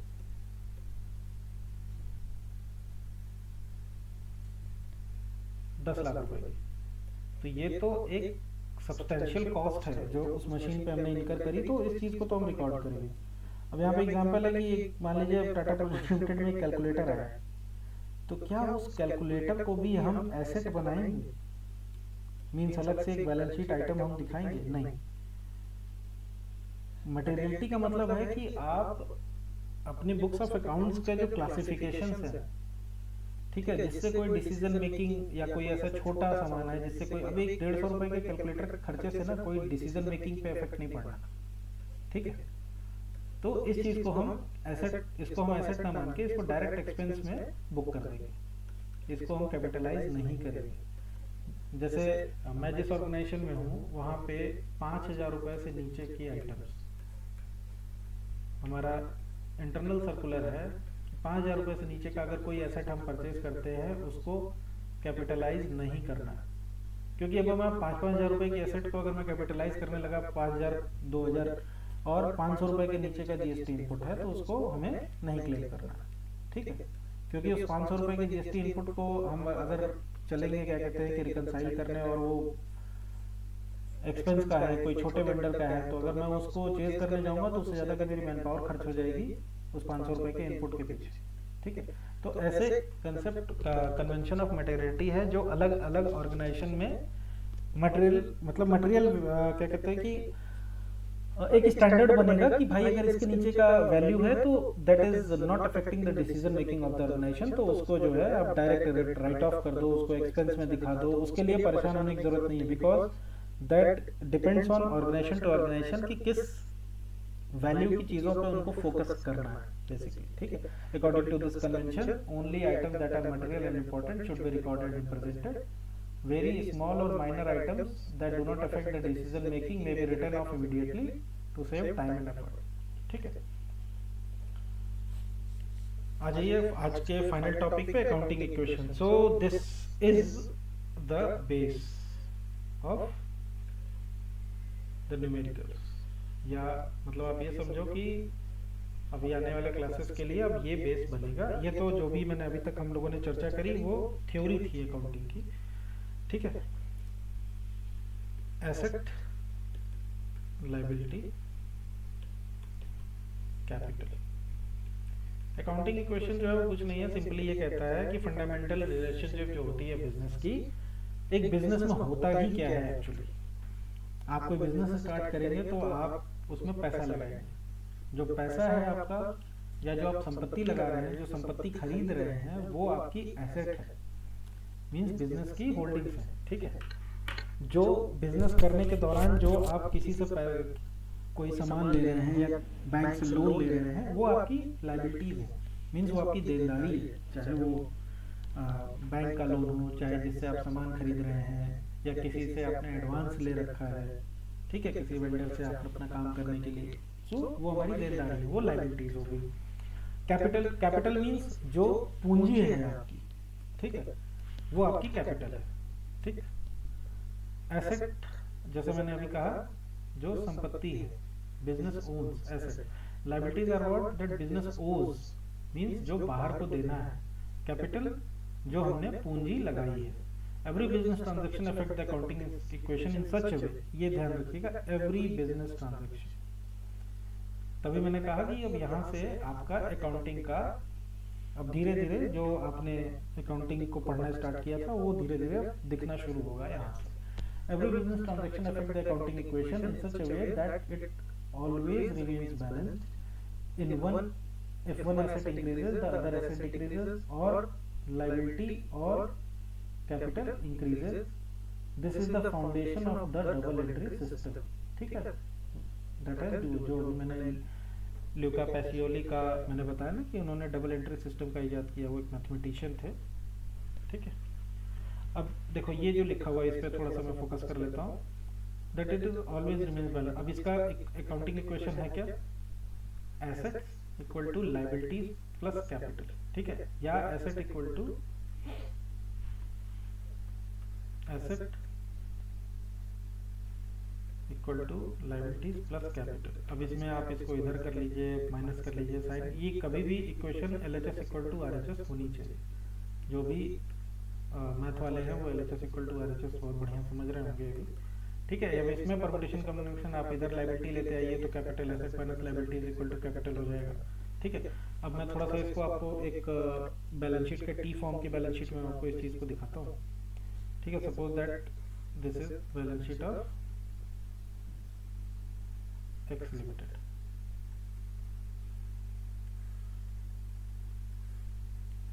माफ कीजिएगा मैं थोड़ा सा नया हूँ इस ऑनलाइन क्लासेस में, ऑफलाइन क्लासेस का बहुत ज़्यादा है मेरा। ये हो जाएगी लायबिलिटी, ये हो जाएगा एसेट, ठीक है। यहाँ पे आ जाएगा कैपिटल, यहाँ पे आ जाएगा लायबिलिटीज। अच्छा, इसमें भी फॉर्मेट होता है जो कि कंपनीज एक्ट 2013 के हिसाब से वो फॉर्मेट होता है। शेड्यूल 6 का फॉर्मेट होता है, शेड्यूल 3 होता है, ठीक है। वो हम बाद में चर्चा करेंगे जब हम लोग फाइनल अकाउंट्स की तरफ बढ़ेंगे तो, या कंपनी अकाउंट्स की तरफ बढ़ेंगे तो। अभी आपके समझने के लिए भाई, अब इसमें लायबिलिटीज में भी current liabilities, long term liabilities, non current, basically non current बोलते हैं उसको। एसेट्स में भी आ जाएगा current assets, non current assets, ठीक है। अभी इसमें एक लाइन आपने पढ़ी थी कि if one asset increases either another asset decreases. इसका एग्जांपल आप देख लो, ठीक है। इसका एग्जांपल सपोज दैट कि ये हमारी बैलेंस शीट है, एसेट में यहाँ पे कैश लिखा हुआ है 10 लाख, ठीक है। अब आपने मशीन खरीदी, 1 लाख कैश है, आपने 50,000 रुपए का मशीन खरीदा। एंट्री बनेगी इसकी मशीन अकाउंट डेबिट। एंट्रीज पे अभी आप उतना फोकस नहीं करिएगा, आपको अगर नहीं समझ में आएंगे मैं आपको डेबिट और क्रेडिट के फंडे आगे समझाऊंगा। कैश अकाउंट क्रेडिट, ठीक है। तो 50,000 अभी क्या बैलेंस शीट बन जाएगी, कैश, क्योंकि यहाँ पे घट गया 50,000, कैश बिजनेस के बाहर गया तो 50 के कैश हो जाएगा और मशीन हो जाएगा 50 के। मीन्स जो लाइन कह रही है कि अगर एक एसेट घटेगी तो एक एसेट बढ़ेगी, मीन्स वैसे वर्षा हो सकता है इसमें, ठीक है। या लायबिलिटी और कैपिटल सेम लायबिलिटी में भी है, ठीक है। अब एक चीज और हो सकती है, अब सपोज दैट कि आपका ये बैलेंस शीट था, यहाँ पे कैश आ रहा था, यहाँ पे लायबिलिटी थी, ये 1,50,000 की लायबिलिटी थी। मैं इसको अभी बैलेंस टैली नहीं करा रहा हूँ, मैं बस आपको ऐसे समझा रहा हूँ। 1 लाख रुपए का कैश था, आपने क्या किया कि कैश से बाहर के देनदारी को, जो भी आपकी देनदारी थी उसको पे कर दिया, सपोज दैट 75,000 रुपए से। तो 75 के से ये लायबिलिटी घट जाएगी, लायबिलिटी यहाँ पे 75 हो जाएगी और यहाँ पे कैश बचेगा 25। मीन्स ये भी घटा, ये भी घटा। आप समझ रहे हैं, ए इक्वल टू एल प्लस सी, मतलब एसेट भी घट रही है, लायबिलिटी भी घट रही है, इक्वेशन जो है फॉर्म रहेगी, ठीक है। So this is basically. अब इसमें एग्जांपल जो है, ओनर इंट्रोड्यूसेस कैपिटल। अब देखिए क्या हुआ, अब कैपिटल लगाई तो कैपिटल तो 1,000 लगा दी, 1 लाख लगा दी, तो कैश भी तो आया बैंक में, जो आपने करंट अकाउंट खुलवाया उसमें वो कैश भी तो पड़ा हुआ है 1 लाख। तो asset equal to L plus C, तो कैपिटल यहाँ पे 1 लाख, लायबिलिटीज अभी 0 है और 1 लाख रुपए एसेट, ठीक है। तो ये आज हमारा पहले क्लास का डिस्कशन समाप्त होता है। मैं आपको थोड़ा सा ब्रीफ कर देता हूँ कि ऑल्दो ये क्लासेस ऑफलाइन मोड में हैं आपके लिए, मतलब मीन्स लाइव नहीं है, बट फिर भी आप अपने सारे फीडबैक्स, जो भी क्वेरीज हैं, आप मुझे टेलीग्राम चैनल के थ्रू में भेज सकते हैं, ठीक है। आप अपने ऐप के थ्रू भेज सकते हैं, आप कमेंट कर सकते हैं। ये क्लास यूट्यूब पे भी जाने वाली है, ठीक है। तो मिलते हैं अगली क्लास में। अगली क्लास में मैं आपको टर्मिनोलॉजी ऑफ अकाउंटेंसी मैं आप लोग को टर्मिनोलॉजी ऑफ अकाउंटेंसी यहाँ से मैं शुरुआत करूँगा और मैं आपको डेबिट क्रेडिट के rules, traditional approach, modern approach, इसके बारे में चर्चा करते हुए मैं आपको अकाउंटिंग बुक्स तक मैं आपको समझाऊंगा। ठीक है, लॉजिक क्या है, लॉजिक जो है जब मैं आपको अप्रोचेस समझाऊंगा तो मैं उस अप्रोचेस में आपको लॉजिक्स भी समझाऊंगा। ठीक है, तो आज की ये क्लास समाप्त करते हैं। आप लोग अपनी फीडबैक दे दीजिएगा कि आप लोग को ये क्लासेस कैसी लगी। आप लोग को सारे नोट्स ये प्रोवाइड किए जाएंगे, आपको शेयर कर दिए जाएंगे और अपने फीडबैक आप हमें देते रहिए। Thank you.